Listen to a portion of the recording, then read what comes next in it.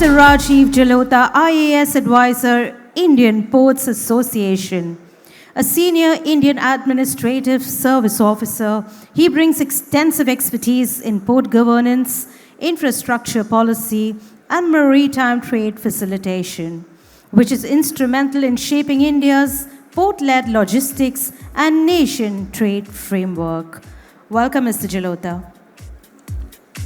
Next, I would like to invite on stage Mr. Devki Nandan, Whole-time Director, Senior EVP, Head Business Development and M&A, JSW Infrastructure. He drives infrastructure growth initiatives, port and terminal expansion, and integrated logistics investments. With deep expertise in strategic planning, project financing, and maritime infrastructure, he plays a pivotal role in shaping JSW's long-term trade and logistics roadmap. Welcome, sir. Next, I would like to invite on stage Ms. Nevenka, Kržan, President of Management Board, Luka Koper. She heads the Management Board of Luka Koper, Slovenia's principal seaport operator and a key European gateway for container and bulk cargo. She oversees strategic port operations, international shipping relations, and infrastructure development. Welcome, ma'am. Next, I would like to invite on stage Mr. Atul Kharate, Chief Operating Officer, IndianOil Adani Ventures.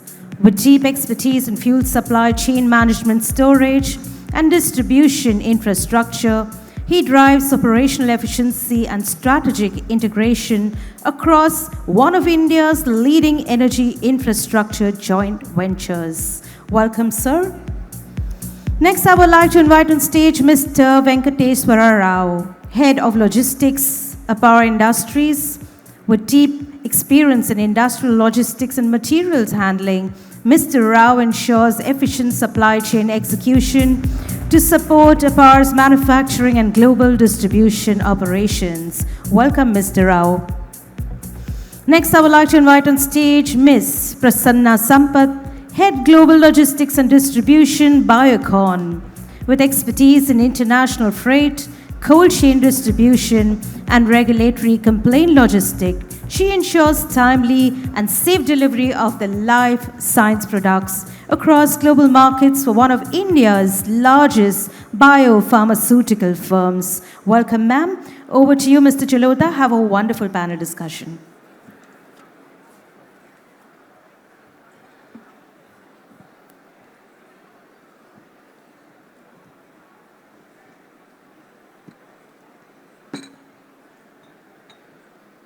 So this is our last panel for the day, and I think everybody would be very eager to go back because of the traffic issues in Mumbai. So we'll keep our questions and answers short in this session, try to stick to our timelines. We all know that as per UNCTAD's Maritime Review 2025, more than 80% of our cargo by volume and 70% by value moves through the sea. But in India, actually this percentage is 95% by volume that moves by sea. So we have a very, very big area to cover as far as ports as a powerhouse of logistics is concerned. But we all know that as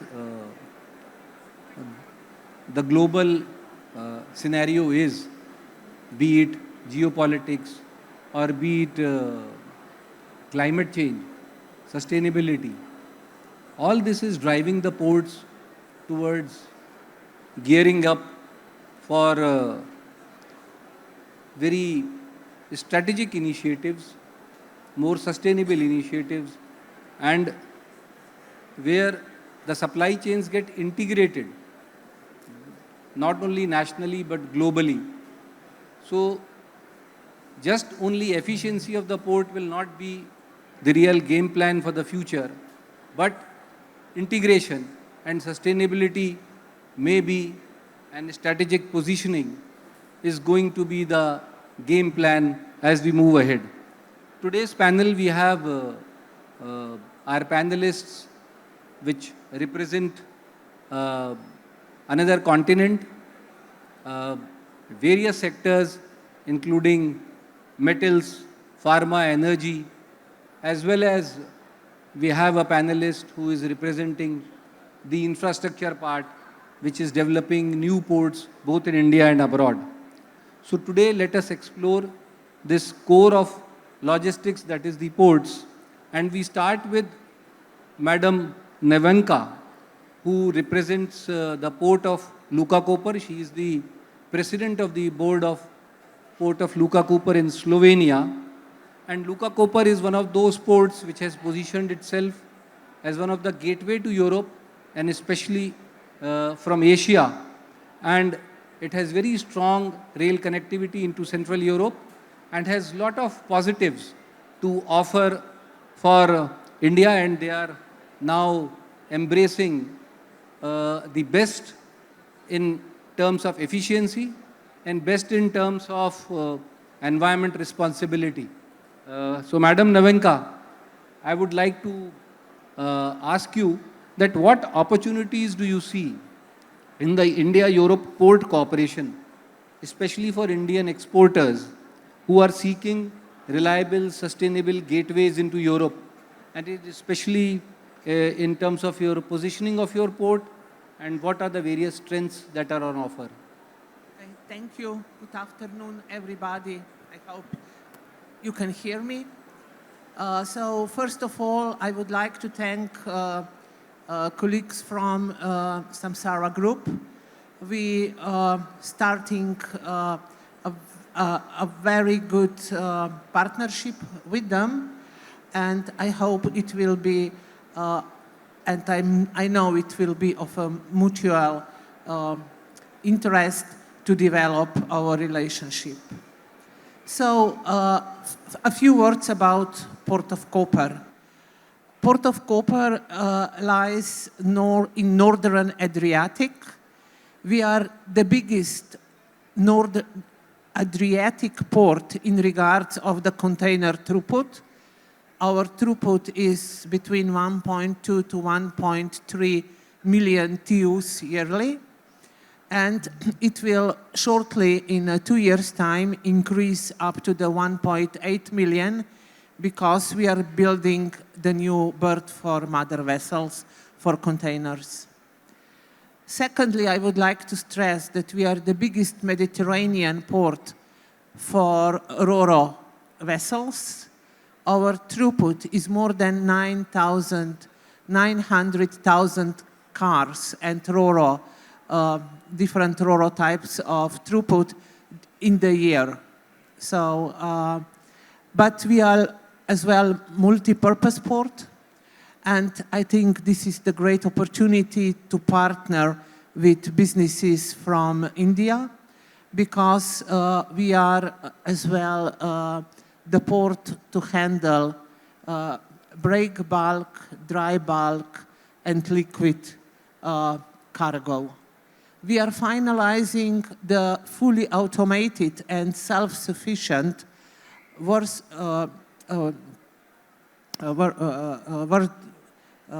place to storage the steel products, and I think this is a good opportunity to connect with exporters from India to Europe, because this will be fully automated and self-sufficient, so with solar power plants, and very ecological. We are finalizing the new berth for general cargo, so for steel coils, and as well for other Ro-Ro cargo. What I think it's very important that we build together and to strengthen the connectivity between India and northern Adriatic ports. Nowadays we have 4 direct containers lines from Far East. We are very well known in China, South Korea, Japan. So I think we have to build in the next years the direct line from India to northern Adriatic ports. What is as well important is that we are in a small country, but we are a Central European port. So we serve the clients we are the main ports for Hungary, Czech Republic, Slovakia, very important in regards to container on the second place in Austria. We are serving South Germany, South Poland, and Balkans. So this is our market. More than 80% of the throughput from our port is going on those markets. And I think what we can provide is that we are a kind of a gateway to Central Eastern European clients and markets. Thank you. In fact, when I was going through their brochure, I realized that actually the distance from India, when you are moving towards Central and Eastern Europe, I think port of Luka Koper is actually providing a lot of benefits, and most probably saving on time and costs will be quite good if one looks at Luka Koper as an opportunity. You have been working a lot on digitalization and sustainability related initiatives because European Union has its own ETS in place, and they have a net zero imperative as well as on ESG. How you are building yourself to be competitive when the environment performance is concerned? And I was told that your port is investing huge sums into its expansion and modernization plans, several things related to environment. Can you please enlighten the audience on that? Okay. In our strategic plan 2024-2028, we are planning 785 million euros of investments within the port. About more than 105,000 million are into the green transition. So what this means is that until 2030, all the containers, ships, vessels must be connected to electricity when they are berthed. So this is one very important environmental issue. Currently, we are producing about 10 to 12% of electricity on our own solar electricities.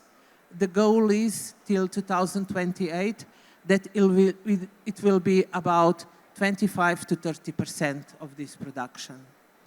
We have, at the end of the next year, we will have about 150 chargers for electrical vehicles within the port, and all the changes in the machinery is from diesel to electricity, so all new purchases. What I wanted to stress as well is that we are the shortest route to Central European markets. And let's say going around Europe, that would mean to Northern European ports, that would mean 7 days more in one way.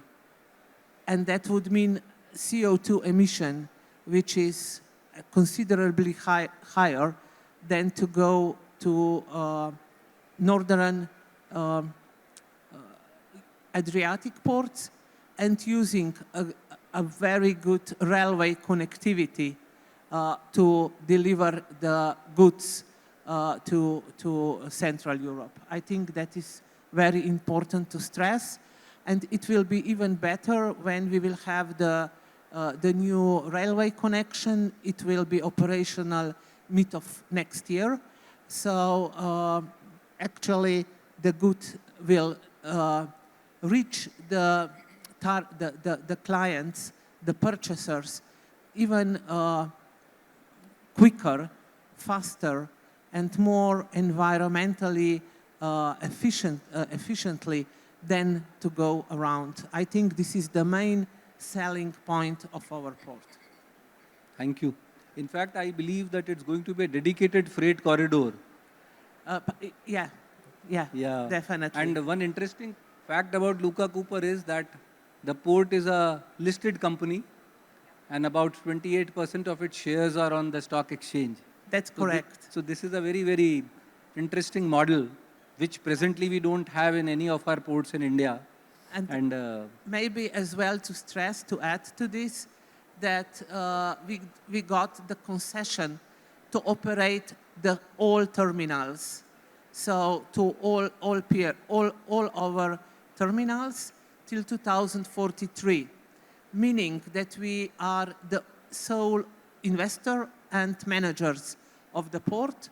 So we can combine our workforce, our equipment, machinery, plots of land. And this is giving us a lot of flexibility and increase our productivity. Thank you. Thank you. Now we can move to Mr. Devki Nandan, who is whole-time Director and Head Business Development and Mergers and Acquisitions for JSW Infrastructure. And he also dons hats of President of IPTA and the Chairman of the Indian Maritime Center. We know that Indian port capacity has now crossed more than 2.6 billion tons. And it's likely the cargo throughput, which is presently around 1.5 billion metric tons, is likely to double by 2035. So there are big challenges. By 2047, the port capacity in India is likely to reach about 10 billion metric tons. So we have greenfield ports, we have a lot of brownfield expansions, digitized operations, and ESG-linked financing for ports. So my question to you, Mr. Devki, is how do you see India's port landscape evolving over the Amrit Kal, that is by 2047, and particularly with reference to JSW's plans for new greenfield developments and sustainability-linked bonds? So good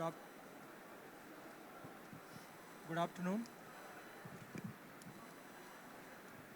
Good afternoon. Thank you, Rajiv ji, and I wanted to say thank you to IICS to invite me here. So you are absolutely right, sir. So if you see by 2050, India's GDP by PPP wise will be second largest. China will be 20% of the entire world GDP.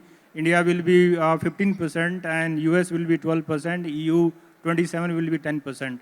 I'm talking about PPP because where we have the port and cargo is related with the purchasing power rather than absolute GDP. So it's very important that India will be having almost 15% of entire world GDP.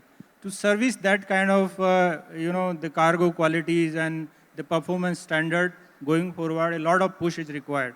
While we are talking about India will be third largest and second largest in absolute and PPP terms in the GDP, while the maritime sector as of today, if we see, we are in 38th rank in logistic performance index. We are in 35 in the timely shipment, 22nd in the internal shipment, 16 in shipbuilding. So we are quite far behind. So the government immediate push it to almost to come to within rank 5 in going forward in 5 to 10 years. So this is very, very important for government and for as a country, because to service to that kind of GDP, we require that one.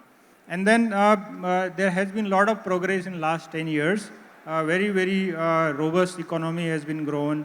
Port capacity is grown by 93%. National waterway cargo grown by 400%, etc., etc. So there's huge amount of upside has happened in last 10 years. But the government also want to push ahead, and so they have brought new model concession agreement recently, and there are 5 new bill have come into the parliament. One of them was like major port bill which has come. The Indian port bill has come. Coastal shipping bill has come recently now in 3 months. So this is a push from the government, and then the private participation along. I'm sure that we will be reaching to servicing that kind of sector. On top of that, the government is trying very hard to develop the infrastructure sector. So they are in India almost next in 5 years, $1.7 trillion will be invested in infrastructure. Out of that, 67% is going to the core infrastructure, which is very, very important. I work very closely, almost weekly basis with the government and discussing with a lot of issues, challenges, how to be rectified. And one of the requirements for India is to push for hardcore infrastructure, which the government is doing very well. You asked about JSW infrastructure. So we are second largest company in India after Adani ports in the private sector. We already have 9 ports and terminals in India. We operate 2 ports as a O&M in abroad. We also have 1 liquid terminal. And going forward, we are developing 3 greenfield ports. We are investing in huge way. And whatever I am discussing about JSW infrastructure, all information is available on the website because we are listed entity. So I'm talking only whatever has been already listed. So this is just a disclaimer from my side. Not new anything. At the moment, we are 177 million capacity, which we will be going to 400 million capacity very soon in next 5-6 years. And these 3 greenfield ports which we are developing, one in Murbe, another is in Keni in Karnataka, and Jatadhar port in Odisha. And we are bringing new and innovative solutions for the connectivity because we require not only the port but the connectivity part is also very important. So one of the solution is that we are looking for slurry pipelines. So this is very silent way of transferring cargo from A to B. So our Jatadhar port will be connected with the slurry pipeline. We are also investing in the railway sectors. And recently there has been 2-3 announcements about acquisitions of the railway, like Navkar, and last week also we have done 1 acquisition. So this is about the connectivity part of this. You also mentioned about the sustainability linked bond. So in 2022, we have raised $400 million of bond. It's very, very good, and we are one of the initiative taker in that one. There are 16 areas where we are monitoring. We are monitoring air, we are monitoring power, we are monitoring the renewable, we are monitoring all types of sustainability. It's very, very important, and these bonds were heavily oversubscribed. There are a lot of interest we found, so this is very good way to finance these projects as well.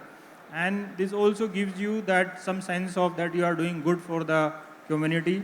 We are recently has been asked to be in the CDS index. So we are in that index, so means we are monitoring quarterly basis, we are reporting quarterly basis, and very soon we will be in the Dow Jones Sustainability Index as well. So these are few initiatives which I wanted to highlight very quickly before we move over to other participants, and we'll be happy to discuss more going forward. Thank you very much. Just one small question, Devki, that you don the hat of chairman of IPTA. So how has this ecosystem of public-private partnerships in the port sector evolved in India? And what do you feel? Is there still some policy bottlenecks remaining, or the MCA 2021 is majorly catering to the demands of the industry? So thank you very much, sir, for asking that one. The public-private partnership in India for port sector is very, very important because majority of investment will come through the PPP mode. And government has tried to take out all types of bottleneck which we have provided to them. So MCA 2021, which you mentioned, has solved a lot of problems, but not all 100%. We still have a long list which we have given to ministry to work on it, and they are certainly very positive about it. So almost I can say now the sector is quite investment friendly, and we want to make it more and more. And then that's why you see almost $1 trillion is required as investment by 2047 in the port sector. So that 1 trillion, out of that majority will come from the private investment. And it's very important that we are investor friendly and we have policies which rewards to the investors. So that's there. And IPTA is an association which we always trying to put as a bargaining to the government that these are our issues. So we go as a collective. And now recently we have also formed Indian Maritime Center, which is actually collection of almost 50 associations in maritime. So that's also another initiative. It's a government initiative, and I'm glad to head that initiative as a chairman of IMC. Thank you very much. Thank you. In fact, IPTA has been that kind of an organization which government always looks up to. while designing the new policies and schemes related to private berths and terminals coming at government ports.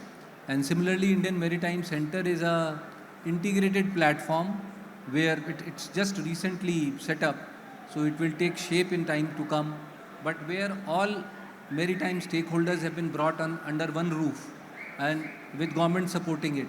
So it will provide a big think tank basically to the government as well as the stakeholders.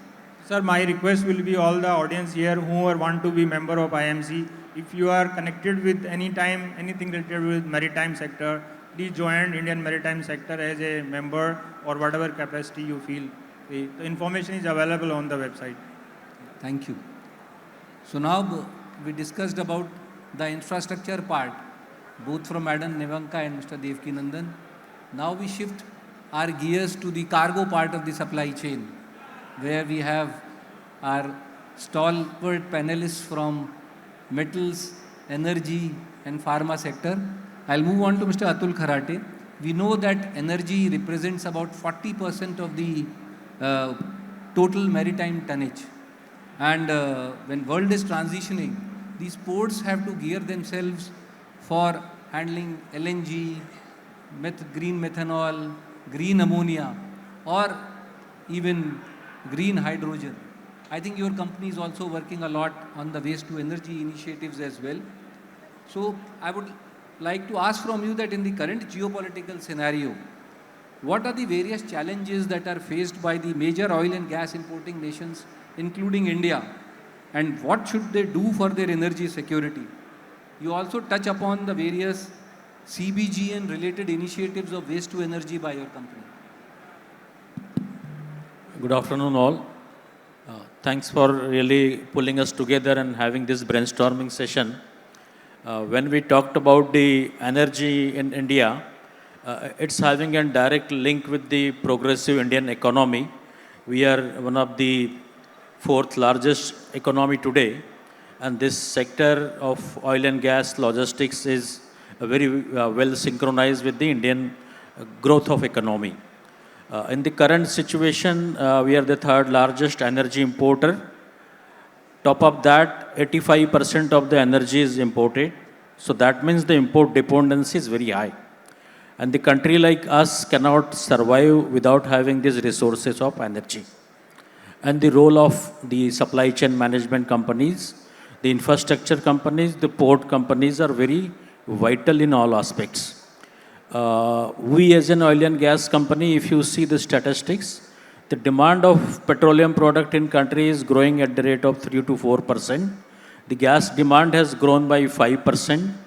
The fossil fuel, even like the fuel like coal, has grown by 6 to 7% in last 5-6 years. So what it indicates, it means we need more and more resources of energy, and how can we really have more internal security and reliability on this supply chain management. So I think the foremost is optimum supply chain mechanism in place, developing infrastructure capacities at our end, having a larger infrastructure tie-up at international level, and then only it will become a sustainable supply chain for us. Talking about the green initiatives, Indian maritime industry, Indian supply chain industry is going through a huge change. Everybody wanted to be put step ahead in terms of the green initiative or the carbon neutral initiative. In that connection, I think Government of India has set up a target of net zero by 2070. But when we have to achieve that net zero by 2070, each company, whether it's an oil marketing company, state government control company or private sector, has to play their role. In that connection, we as a group company, we put a target for us by 2030, we wanted to be neutral. And that is how we have taken a lead in terms of hydrogen pilot plant in one of the port in Gujarat that has been already up and under observation. Apart from that, under the waste to energy sector, About 180 plants are up and running in the country in the various part of India. Those are generating energy in terms of compressed biogas. And one of the outcome from the whole process is also a biomanure, which is also adding value to the soil conditioning. Going forward, hydrogen may be at the very testing stage today, but a lot of thrust and focus is there from Government of India in terms of supporting this industry by capital financial assistance, providing support for the purchasing of various equipment which is related to these initiatives, some tax exemption and banking financing support as well. So that in the coming years, we can really see that the fuels like green ammonia, methanol, and hydrogen can play a larger role. And the midstream companies can have their presence in the compressed biogas segment, which will also add value to the gas-based economy. Because when Government of India has planned for energy transition and energy sustainability, one of the important goal here is having presence of gas in energy pie to the level of 15%. Today we are at 6.8%. So if you have to really jump to 2.5% more, then we need more and more greener resources of energy. I think I will take a pause here and maybe we'll come back again and have a discussion more elaborated sometimes. Yeah. Thank you, Atul. In fact, your company, which is the major joint venture partner in your Indian Oil Adani Ventures, is APSEZ. And it is now at the moment in the country almost handling more than 30% of the EXIM cargo at the ports. And has very major ports of Mundra, Vizhinjam is the new transshipment port, and lots of other ports. How ports are preparing themselves for handling these alternative fuels, especially including green hydrogen, to meet this IMO net zero target? What is happening right now? Are you also planning certain green shipping corridors from your ports? What is happening at APSEZ level, if you can throw some light? Yeah, so APSEZ being the parent company of the organization which I represent, I think first important here is whatever the next coming under the portfolio, everything right from the design stage is planned in such a way that it will be net zero. That means the new ports design itself will have a plan in place to see that we are meeting that requirement. In the existing port, the journey has started couple of years back more aggressively.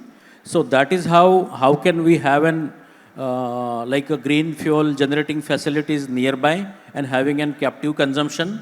How can our supply chain management equipment are designed as well as operating on the fuel or energy, which are again coming from the net zero resources. So that has been already planned. The training and development of the technocraft in the industry has already started from last couple of years. Bunkering zone of futures will always have value-added products like green fuels. That large-scale brainstorming has happened, and in the coming years, you can see we will be leading that task nationally and internationally. Adani Ports today covering almost 25-26% of the import-export volumes of the country, and also widely spreading globally. We have an ambition that whatever we are putting it as a new infrastructure in this similar segment, that will be really very thoughtful in terms of our journey towards net zero. Thanks, Atul, because I was told by the Vizhinjam Port CEO that it is presently the most sustainable as well as most digitized port operations in the country right now. And everybody is looking up to the various outcomes that are coming out from the port of Vizhinjam. It's a lesson to learn for everybody. And what your company has decided that all new developments will be in alignment with the net zero imperatives. That's very, very good to hear. Now we move on from energy to the main cargo of pharma, metals and others, and how our other two panelists actually represent two big manufacturers, and they will throw light on various issues related to supply chain and its connectivity. So our first panelist from that theme is Mr. Venkateswara Rao, who heads logistics at APAR Industries. And we know that India has made tremendous progress in the last decade on the infrastructure front, pitching the rail connectivity, you can say road connectivity, inland waterways. Lot of development has happened and is going on.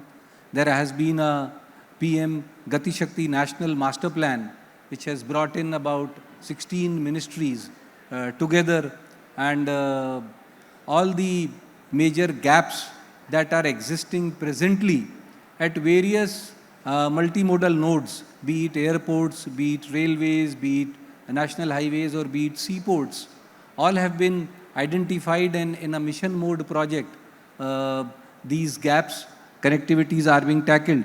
But still, we saw that there is uneven multimodal integration, and it is affecting the turnaround times and cost of logistics. So my first question to you, Mr. Rao, would be that from a cargo owner's viewpoint, where do you see the largest connectivity gaps? Road, rail, or regulatory? And how can the system be made more cohesive? I know that you are an authority on the subject from a various hats you have donned over the last 2 decades, and we want the audience to be really educated from your insights. Thank you, sir. Thank you, IACS, Ayushi, for bringing us here. It's a wonderful platform. As Rajiv ji rightly said, with 2 decades of experience, let me say you, road, rail, regulatory, in all the places, as a shipper, we face challenges. But last 15 years, let me say, with my 25 years of experience, we have traveled a long way, but so much to do. See, day in, day out, as a logistician, I get up with challenges. It's not as easy as in Europe, US, or in China. I had been to China so many times. One thing is, our India is growing at 6 to 8%, and infrastructure is growing not at that pace. At the forefront, we see a lot of challenges. I worked for 2 decades in eastern India, sir. Getting trucks itself is a big challenge. And I worked with Jindal Stainless. When I'm having problem of trucks, we moved to rail. And moving the rail, for 1500 kilometers, it takes 7 to 8 days. Every customer wants his cargo yesterday. And we take 7 days to give the delivery of the cargo. Let me say, there's big partiality in the country where you keep lot of importance to the West. It's not only Gujarat and Maharashtra that's contributing for the development of the country. We talk go east, lot of stress is there, lot of talking, but in reality, we are not seeing that much development in the eastern part of the country. You throw a stone, it will go and hit a mineral in Odisha. But sorry, we don't have good road network, we don't have good rail network to evacuate our cargoes, and port infrastructure is just taking a start. You take off port of Antwerp, Rotterdam, Luka, Koper, so many, Shanghai port, they're all far, far ahead. Now India is now talking in that language. Vadwan port with 23 million tons. It will take a decade to go to that level. But let us accept that we are far behind, but it's a right time. Nevertheless, we should start. We should build the scale in the country. When we are talking of 23 million ton and Vadwan port, from the industry with 2 decades of experience, I can say that we need 4 Vadwan ports. North, East, West, South. Big ports, scale, let's talk in scale. Thanks to this government where they're talking in that scale. But physically, very fast, we need to bring the infrastructure. Business is there. Come on, India is 150 million countries. We need not go. Our Indian population will only consume all these things. India is having a very great story. But port infrastructure, rail infrastructure, road infrastructure, regulatory, only you are from the IAS background, you know. Mr. Modi speaks, he understands, he speaks in the logistics language, but in letter and spirit, the execution should be seen at the ground level and scale up very fast so that shippers like us will definitely take advantage and reduce our logistics cost. No, you are correct that there are large number of areas in the country which need better infrastructure what is presently available. And you are dealing with the mining and metals industry. So I would like you to tell us that when connectivity to the port is concerned,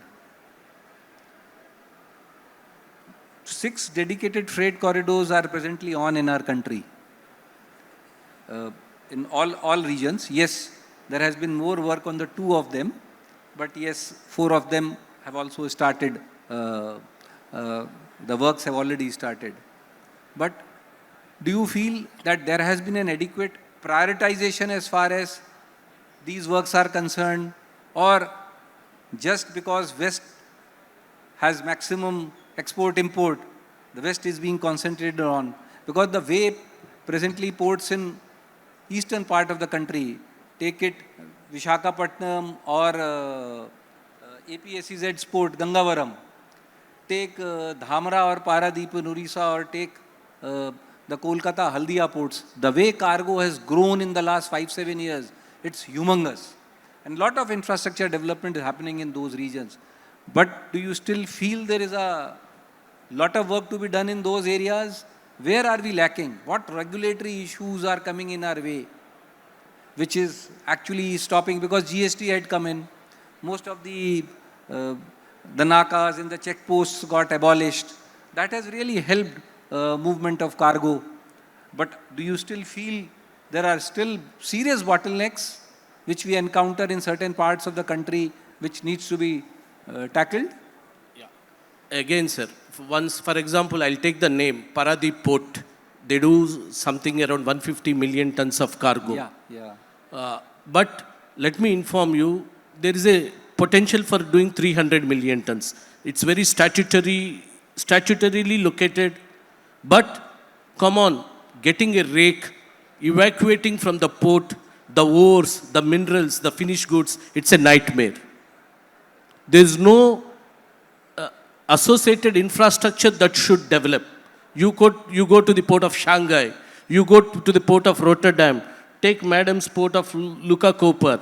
They have green channels, dedicated roads, no problem, no tolls, no questions asked. Please bring cargo. Shipper is God. But here, sorry. But don't take me otherwise. Sir is representing JSW. I worked with the group for 5 years. They are vexed with this government protocols, so much infrastructure delay. With this PPP model, what they are doing is they are constructing their own ports. JSW, the Jindals, the Ambanis, the Vedanta, Agarwals, the Birlas, they need to concentrate in bringing the industry produce at a cheap cost. Government should not push them into constructing ports, handle your own cargo, you make your own ports. Why Mr. Sajjan Jindal had gone into JSW infrastructure? Because he's not having any guarantee that his vessels of Cape-size vessels, if he doesn't bring in a Cape-size vessel, coking coal, he cannot be cost competitive. If you are not logistics cost, if you still talk of 14%, 15%, if you don't bring it to 6 to 8% of your total manufacturing cost, you cannot be competitive. India is talking of 300 million ton of steel by 2030. If you're not cost competitive, if your logistics cost is not reduced, come on, you cannot sell your product. Correct. And for us, as a logisticians, everyone will be looking to us how to reduce the cost, how we can bring the cargo on time, how we can evacuate from the plants on time. Now everyone is setting out of 300 million, more than 100 million ton is coming in Odisha in the eastern part itself. Are we talking for 100 million ton of steel? Just take one steel. You need 400 million tons of raw material to come. Are we in a position that we can bring in the raw materials, evacuate at the cost-effective manner? Sorry, we don't have. We don't have coastal infrastructure in place. Very few people are running the coastal vessels. India government is giving the SOPs, but it is hardly 2%. We are in the inland waterways. Long way to go. Definitely, we all look towards government to take the first step. And it's not with only these people. Everyone is there. Small traders are there. MSMEs are there. When we represent everyone in this country. Until this MSME sector doesn't flourish, the last person in the country will not get the benefit. So road infrastructure should develop. Paradip Port, nightmare. Rail infrastructure, the government, Indian Railways, East Coast Railway raises up their hand saying that what I can do, I don't have the rolling stock, enough stock, I cannot evacuate. These railway tracks are all from the British side. Lot of track, we need to increase the rail infrastructure in the eastern India. Now northeast, you have big threat with your other adjoining countries. Until you don't develop the logistics infrastructure, bring the infrastructure. This is the logistics infrastructure is the only thing which will create good jobs. Very true, very true. If you want to really develop northeast and all, come on, put the scale. Eastern sector, why 80% should be limited to west? What east had done things, now everyone is talking. Lot of potential. You get the best of the coal, bauxite, limestone, coking, all the minerals you have. Until you don't evacuate these minerals, convert it into metals, don't do the business, the real growth will not happen in the country. Thank you, Mr. Rao. Actually, when we were preparing ourselves, I realized that he is the person who speaks his heart out. And that is why I provoked him more, so that you can be benefited by his fearful thoughts. Now, we move on to one of the most logistics intensive sectors, which is pharma, be it temperature, be it time, or be it competitiveness. It's very, very important. We had almost 28 billion USD pharma exports from our country to EU and America last year. And the share of temperature controlled logistics is actually increasing humongously. Post-COVID, this scenario has also changed, and ocean freight is taking a big share of it now. We have Ms. Prasanna Sampath, who heads the global logistics and distribution for Biocon.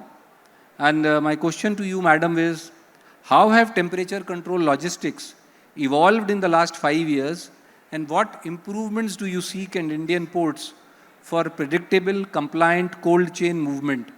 You can also inform us about the policy reforms which are further needed in this space. Thank you and good evening, everybody.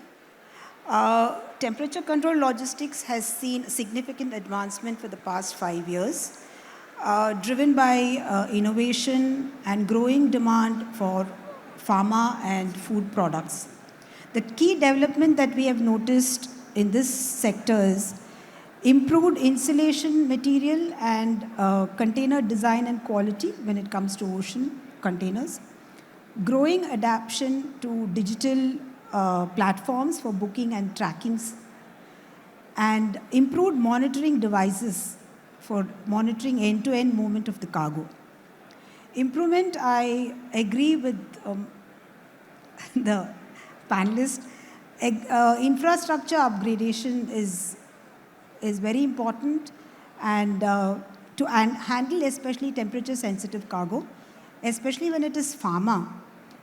We pay a lot of importance to packaging, storage, and handling.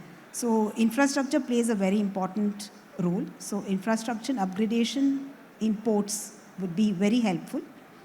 Investing in skilled personnel's training, handling temperature control cargo, and streamlining customs clearance, having a single window for clearance in the system will help in faster and easy clearance. And policy reforms, development or develop clear guidelines, especially for temperature controlled cargo, and upgrade and encourage public and private sectors to invest more and have a specialized platform so that they can integrate and we will have a better solution. And of course, again, have a harmonized regulation to meet global standards. So, yeah, thank you. Thank you, thank you. And we are actually running close to our clock, so I'll rush through the next question. That what is your experience on the LCN FCL movement as far as pharma is concerned? Because you have some very good insights on the efficiencies that come along with it. Yeah. LCL cargo is what we find is for smaller, like for a launch shipment or for a clinical trial shipment, yes, LCL cargo will be very cost friendly. And of course, we do not have to, it is very flexible and it reduces the handling and holding cost. LCL consolidation cost and it improves environmental impact as well. LCL is suitable for, as I told you, for clinical trial products, but whereas FCL cargo, it is more for bulk, and we have a better monitoring and control over the of FCL cargo, and there is less contamination and better hold. And in pharma, we can tailor make our requirements in a container, whether it is temperature monitoring, handling, tracking, and we also the speed of operation is faster in a FCL cargo. Okay. Thank you. Thank you. Actually, madam is having migraine since morning, and still she was able to make it. So we should give a big clap to her. Now we have discussed on ports modernization, the infrastructure requirements. Mr. Rao spoke a lot on the connectivity gaps which we have. Still a lot of ground to cover. Mr. Kharate touched upon energy related cargo logistics. Madam Nevenka gave us insights on how Luka Koper is positioned as a gateway to Asia and India. But now, just we'll take 30 seconds from each of our panelists.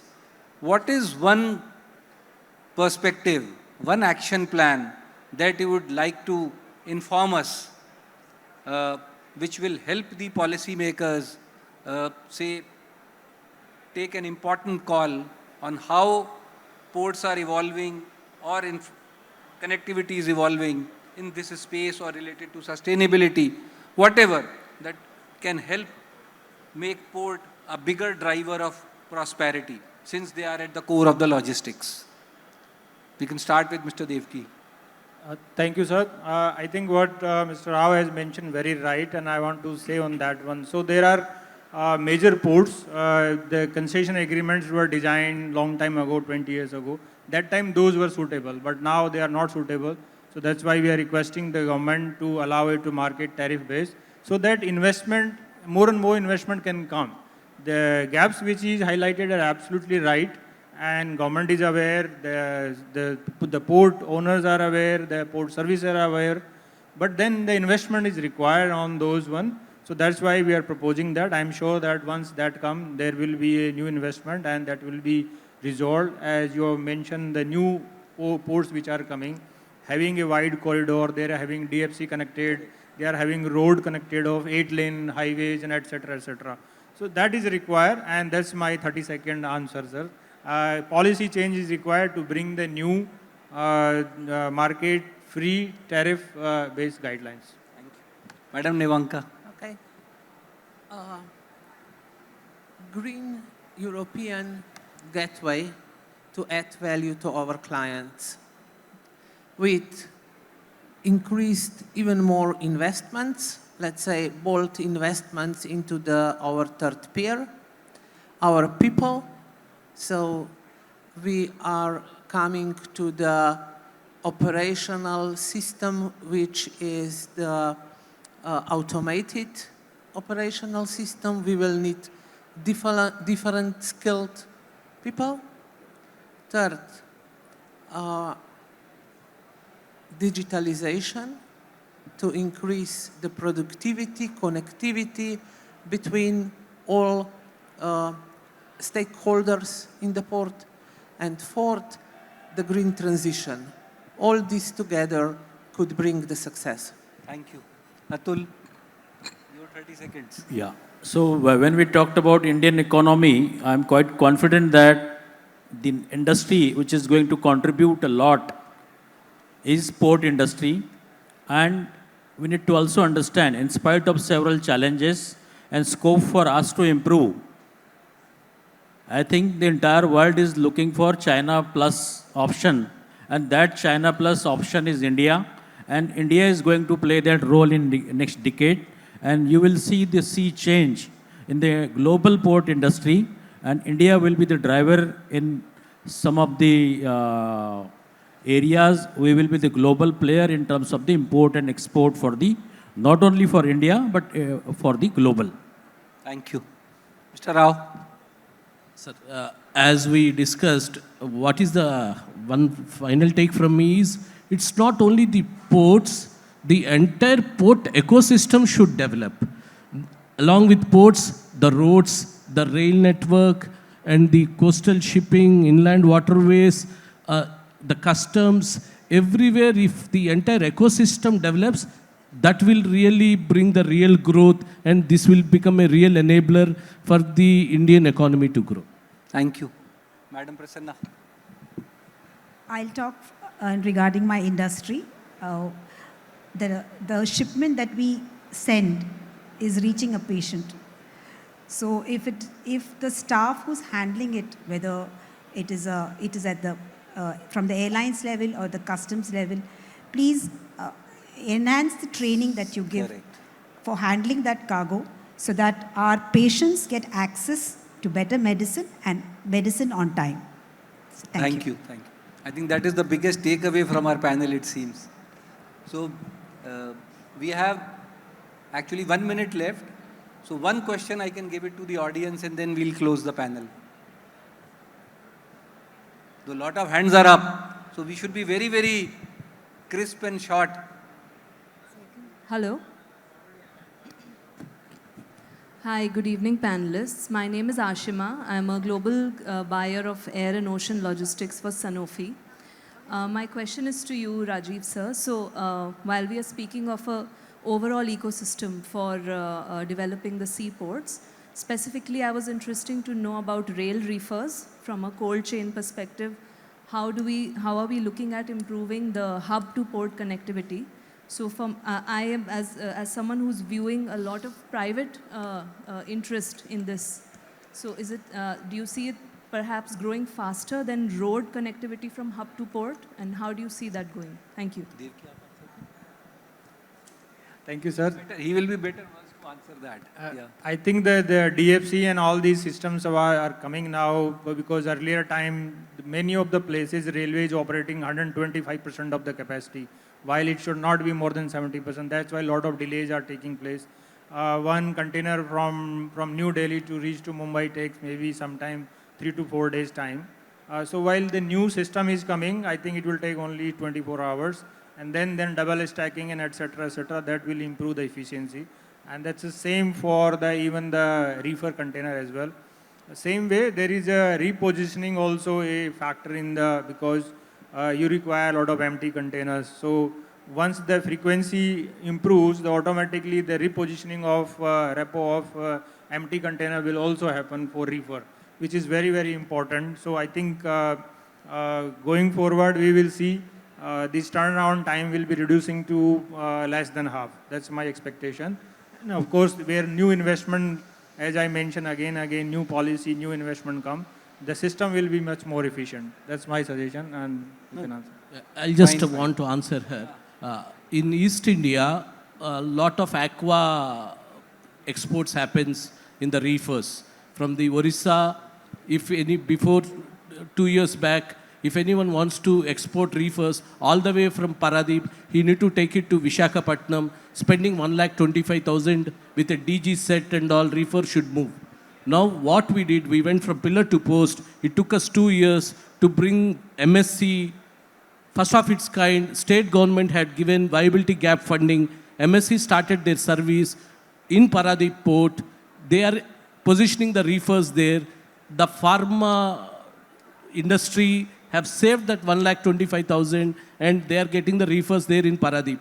This is the development which the India is doing it. It's not only one place. Everywhere, if this network develops, instead of moving by road, you can bring the vessels there, move on the rail, reduce your logistics cost, and help the aqua MSME trade to flourish. Thank you, sir. So now we can't take any more questions. Time is up. Thank you to our panelists for a very vibrant conversation on this core of logistics, that is the port is concerned. And I thank the audience also for being so patient for the last panel discussion, which was going beyond 6 p.m. Thank you, everybody. Thank you.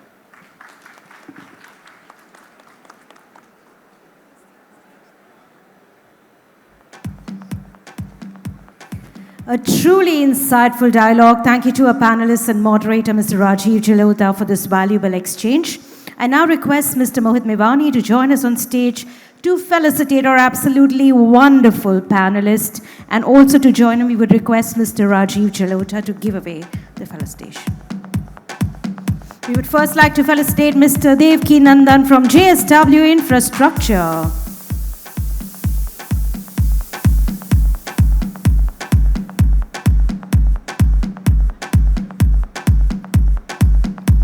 Next, we would like to felicitate Ms. Nevenka Kržan from Luka, Koper.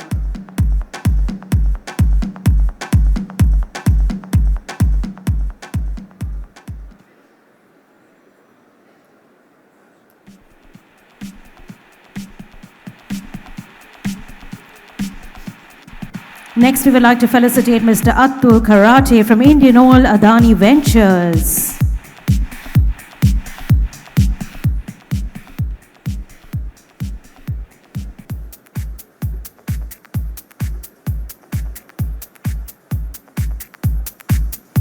Next, we would like to felicitate Mr. Venkateswara from APAR Industries.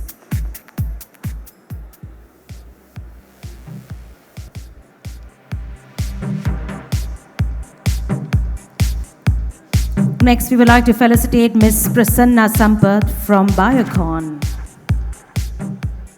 Ms. Sampath, thank you for your time and patience. I know that migraine is getting to you, but we are very thankful.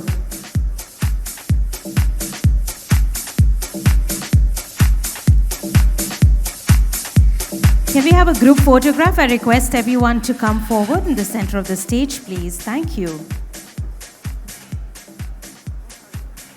Mohit, before that, so our moderator today was absolutely wonderful.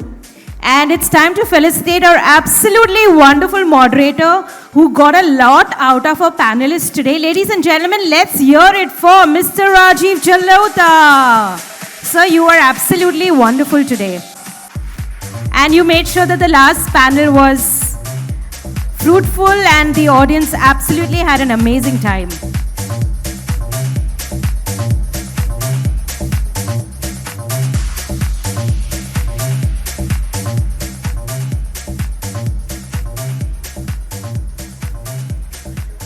Thank you once again to our absolutely wonderful panelists. That was a very insightful panel discussion. What better way to end the day with that wonderful panel discussion?